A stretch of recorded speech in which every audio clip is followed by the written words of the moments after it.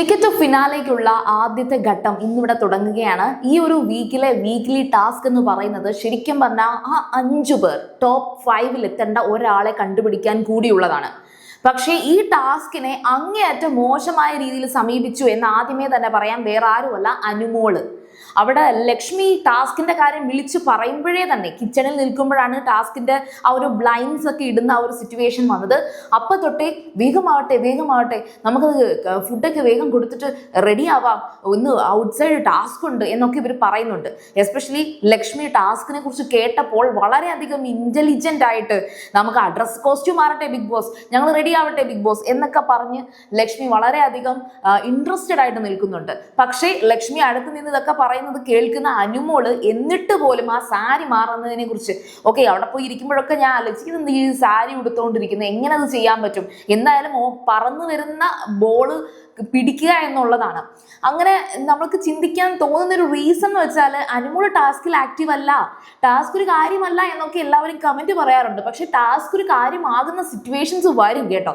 അപ്പൊ ആ ടാസ്ക് നല്ല രീതിയിൽ സമീപിച്ചില്ല എന്ന് അനുമോളെ കുറിച്ച് പറയേണ്ടി വരും. എന്നാൽ അനീഷ് ആണെങ്കിൽ ഷർട്ടായിരുന്നു ഇട്ടിരുന്നത്. ഷർട്ട് ടക്കിൻ ചെയ്തിട്ട് ആ ഒരു ബോൾ വരുമ്പോൾ എടുത്ത് ആ ഷർട്ടിന്റെ അകത്തിടാം. അപ്പൊ ഷർട്ടിനകത്ത് ഇങ്ങനെ വന്ന് തങ്ങി കിടക്കുമല്ലോ, അതിനു വേണ്ടിയിട്ട് വരെ അനീഷ് റെഡിയായി നിൽക്കുകയാണ്. അതുപോലെ തന്നെ ഷാനവാസ് ഓൾവേസ് ലുങ്കി ഉടുത്തോണ്ട് നടക്കുന്ന ഷാനവാസ് പാൻസ് ഒക്കെ ഇട്ട് ഷാനവാസും റെഡിയായി, മെന്റലി ആൻഡ് പ്രിപ്പയർഡ് ആയി. അതുപോലെ ലക്ഷ്മിയൊക്കെ നന്നായിട്ട് തന്നെ ഈ ഒരു ബോൾ എടുക്കാൻ വേണ്ടി ഇങ്ങനെ ആ ഒരു സ്പോർട്സ്മാൻ സ്പിരിറ്റിൽ റെഡിയായി. ഏതായാലും ഒരുപാട് പേർക്ക് നന്നായിട്ട് ബോൾ കിട്ടുന്ന രീതിയിൽ തന്നെയായിരുന്നു ടാസ്ക് വെച്ചിരുന്നത്. ആദ്യത്തെ ഒരു ബസർ ശബ്ദം ഇല്ല, പകരം ബോൾ വീഴുന്നതായിട്ടുള്ള ഒരു ശബ്ദമാണ് കൊടുക്കുന്നത് ബിഗ് ബോസ്. ആ ശബ്ദം വന്നപ്പോൾ തന്നെ ആദ്യം ഒരു കുറച്ച് ബോൾസ് ആണ് കിട്ടിയത്. അപ്പോൾ എല്ലാവരും കിടന്ന് ആ ഒരു ബോളിന്റെ പിന്നാലെ കിടന്ന് ഓടുന്നുണ്ട്. അപ്പം നൂറ ഇങ്ങനെ പറയുന്നുണ്ട്, ഇത് ബിഗ് ബോസ് ആ കൂടി കുറച്ച് ബോളേ ഉണ്ടായിരുന്നുള്ളൂ എന്ന് പറയുന്നുണ്ട്. നമ്മളും കരുതി എന്തോ കൂട്ടത്തോടെ ഒരു ബോൾ കുറെ അങ്ങ് വാരി ഇടും എന്നൊരു തോന്നൽ വരും. പക്ഷെ അങ്ങനെ ചെയ്തില്ല. ഈ 10 പേരും 10 ദിശയിലോട്ട് കിടന്ന് ഓടുന്ന അവസ്ഥയിലേക്ക് വന്നു. എന്നാൽ പിന്നെ ബോൾസുകളുടെ എണ്ണം കൂടുതലായിട്ട് ഇടാൻ തുടങ്ങി. നല്ല ശ്രദ്ധിച്ച് നിൽക്കണം. എനിക്ക് തോന്നുന്നു അനീഷ് നന്നായിട്ട് തന്നെ, എനിക്ക് ആ അനീഷിനെ കൂടുതലായിട്ട് മനസ്സിലാക്കാൻ പറ്റുന്ന അനീഷിന്റെ ഡ്രസ്സിന്റെ കളർ കാരണം നമ്മൾ പെട്ടെന്ന് ഫോക്കസ് ചെയ്യുന്നത് അനീഷിനെയാണ്. എന്നാൽ ആര്യൻ, അക്ബർ, ഇവർ രണ്ടുപേരും, അക്ബർക്ക് ആണെങ്കിൽ വരുന്നത് ഇങ്ങനെ ശ്രദ്ധിച്ചു നിന്ന് ക്യാച്ച് പിടിച്ച് കുറെ എടുക്കുന്നുണ്ടായിരുന്നു. ആര്യനും ഒറ്റ കൈ കൊണ്ടൊക്കെ ക്യാച്ച് പിടിക്കുന്നുണ്ടായിരുന്നു. അനീഷും അതുപോലെ തന്നെയാണ്. അതുകൊണ്ട് തന്നെ ഏറ്റവും കൂടുതൽ ബോൾസ് കൈക്കലാക്കിയത് ഇവര് 3 പേരുമാണ്. ഏറ്റവും കൂടുതൽ പോയിന്റ്സ് നേടിയത് ആര്യനാണ്, 36. അക്ബർ 2ാം സ്ഥാനത്ത് 32. അനീഷ് 29 പോയിന്റിൽ മൂന്നാം സ്ഥാനത്തുണ്ട്. ശരിക്കും ഒരു കാര്യം എന്ന് വെച്ചാലേ, മഞ്ഞയും റെഡും കളറിലാണ് ബോൾസ് ഉള്ളത്. റെഡ് കളറിലുള്ള ബോൾസിന് കുറച്ച് പോയിന്റ്സ് കൂടുതലുണ്ട്. എനിക്ക് തോന്നുന്നു അത് 3 പോയിന്റ്സ് ഉണ്ട് റെഡ് കളറിനുള്ളതിന്. യെല്ലോ ബോൾസിന് ഒറ്റ പോയിന്റേ ഉള്ളൂ. അപ്പൊ ആദിലെയാണ് ഏറ്റവും ലോ പോയിന്റ് കിട്ടിയത്. കാരണം ആദിലേക്ക് 3 മഞ്ഞ ബോൾസ് കിട്ടി, അതുകൊണ്ട് തന്നെ 3 പോയിന്റ്. അങ്ങനെയാണ് ബാക്കി ഓരോരുത്തരുടെയും പോയിന്റ്സ് നോക്കുവാണെങ്കിൽ നൂറയ്ക്ക് 8, നൂറ പോലെ തന്നെ നെവിനും 8 പോയിന്റേ ഉണ്ടായിരുന്നുള്ളൂ. അപ്പം നമ്മൾ ബോൾസിന്റെ എണ്ണമല്ല ഇവിടുത്തെ പോയിന്റ് എന്ന് പറയുന്നത്, ബോൾസിന് ഒരു പോയിന്റ് ഉണ്ട്. ആ പോയിന്റ് ആഡ് ചെയ്യുമ്പോഴാണ് കിട്ടേണ്ടത്. പിന്നെ ഞാൻ അനുമോളുടെ കേസ് പറയാം. അനുമോൾക്ക് 7 പോയിന്റ്സേ ഉണ്ടായിരുന്നുള്ളൂ. കാരണം 2 റെഡ് എങ്ങാണ്ടേ അനുമോൾക്ക് കിട്ടിയിരുന്നുള്ളൂ. പിന്നെ ലക്ഷ്മി കുറെ അധികം ആവേശത്തോടെ തന്നെ ലക്ഷ്മി 15 പോയിന്റിൽ എത്തിച്ചു. എനിക്ക് തോന്നുന്നു സ്ത്രീകളിൽ ഏറ്റവും നല്ല പോയിന്റ് കിട്ടിയിരിക്കുന്നത് ലക്ഷ്മിക്കാണ്. പിന്നെ ഷാനവാസ് നന്നായിട്ട് തന്നെ ഗെയിം കളിച്ചു, 17 പോയിന്റ് നേടിയിട്ടുണ്ട്. ലക്ഷ്മിയും ഷാനവാസുമാണ്. പിന്നെയും ഷാനവാസും സാബുമാനും വിട്ടുപോയിട്ടോ, സാബുമാനും ഈ പറയുന്ന ലക്ഷ്മിയും സാബുമാനും പിന്നെ ഷാനവാസും, ഇവര് 3 പേരും പിന്നെയും ഈ ഒരു 10 പോയിന്റ്സിൽ കൂടുതൽ കിട്ടി എന്നുള്ള ലെവലിലുണ്ട്.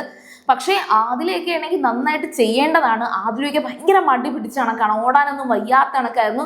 നൂറ നന്നായിട്ട് ശ്രമിച്ചിട്ടുണ്ട്, പക്ഷെ നൂറയ്ക്ക് പറ്റുന്നുണ്ടായിരുന്നില്ല. അതേപോലെ നെവിൻ പകുതിയൊക്കെ ആയപ്പോഴത്തേക്ക് വീണുപോയി. നെവിന്റെ മുട്ട് പോയി നന്നായിട്ടൊന്ന് ഇടിച്ചിട്ടുണ്ട് കേട്ടോ.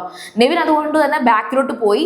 ബാക്കി എല്ലാവരും തന്നെ നന്നായിട്ട് കളിച്ചു. അനുമോൾക്ക് സാരി മാറ്റിയിരുന്നു എങ്കിൽ ഇതേണക്കുള്ള ഗെയിമുകൾ, ടാസ്കുകൾ കളിക്കാൻ അനുമോൾ ആപ്റ്റാണ്. കാരണം സ്റ്റാർ മാജിക്കിലൊക്കെ ഈ വലിയ വളയത്തിന്റെയൊക്കെ മുകളിൽ നിന്നൊക്കെ മുകളിലോട്ട് ഓരോ വളയമൊക്കെ എടുത്തു വെക്കുന്ന ഗെയിമുകളൊക്കെ ഞാൻ കണ്ടു. അത് ഞാൻ ഈ ഒരു ബിഗ് ബോസിൽ അനുമോളെ കണ്ടതിന് ശേഷം പോയി തപ്പിപ്പിടിച്ച് കണ്ടതാണ്. അപ്പൊ ഞാൻ ആലോചിച്ചു, ഇവർക്ക് ടാസ്ക് കളിക്കാനൊക്കെ കഴിയുമല്ലോ, പിന്നെന്താണ് ഇത്രയും മടി കാണിക്കുന്നത്? ഇനി PR ഒക്കെ പുറത്ത് ഇങ്ങനെ കൊടുത്തിട്ടുണ്ട്, PR-ന്റെ ആ ഒരു ഹോപ്പിലാണ് ഇരുന്നതെങ്കിൽ അത് മാറ്റിവെക്കാൻ സമയമായി. കാരണം എന്ന് വെച്ചാൽ ഇനി ആ കൂടി ഈ ഒരു 10 കണ്ടസ്റ്റൻസ് വെച്ചിട്ടാണ്. അതുമാത്രമല്ല ഏറ്റവും കൂടുതലും PR ഒക്കെ ഉണ്ട് എന്ന് അറിയപ്പെടുന്ന ഒരു വ്യക്തി കൂടിയാണ് അനുമോള്.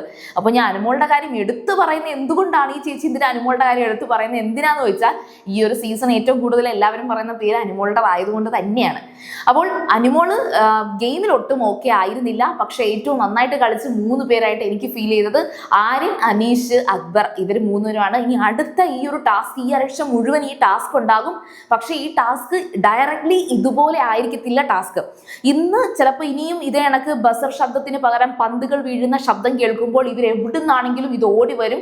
ഓടി വന്നേ പറ്റൂ. ബിഗ് ബോസിന്റെ അടുത്ത് പിന്നെ പരാതി പറഞ്ഞിട്ട് കാര്യമില്ല. പിന്നെ ബാസ്ക്കറ്റിൽ ബോൾസ് ഒക്കെ ഇട്ട് കഴിഞ്ഞിട്ട് പിന്നെ അതിനകത്ത് തട്ടിപ്പേഴ്സ് എടുത്താൽ അതൊക്കെ അസാധുവായി പോകും. അതുകൊണ്ട് തന്നെ അമ്മാതിരിയുള്ള അലങ്കോലപ്പെടുത്തൽ പരിപാടികളൊന്നും ഉണ്ടാവാനുള്ള സാധ്യത കാണുന്നില്ല. ഇനി അടുത്ത നാളെ ഇതിന്റെ വേറെ ഒരു ടാസ്ക് ആയിരിക്കാം, ബോൾ റിലേറ്റഡ് ആയിട്ടായിരിക്കാം, പക്ഷെ എങ്കിലും മറ്റൊരു ടാസ്ക് ആയിരിക്കാം. ഫൈനലി ഈ ആഴ്ച ഒരാളെ നമുക്ക് ടോപ്പ് 5ലേക്ക് ഉറപ്പിക്കാം എന്നാണ് തോന്നുന്നത്. അപ്പൊ നമുക്ക് കണ്ടറിയാം. അപ്പോൾ നിങ്ങൾ സീരിയൽ കാണുമ്പോൾ ഫസ്റ്റ് ടൈം ആണ് കാണണമെങ്കിൽ ഉറപ്പായിട്ടും ചാനൽ ഒന്ന് സബ്സ്ക്രൈബ് ചെയ്തിട്ട് കാണുക. വീഡിയോ ഇഷ്ടപ്പെട്ടാൽ ലൈക്ക് ചെയ്യാം, കമന്റ് ചെയ്യാം, ഷെയർ ചെയ്യാം. ഞാൻ പോയി വരാം. ബൈ.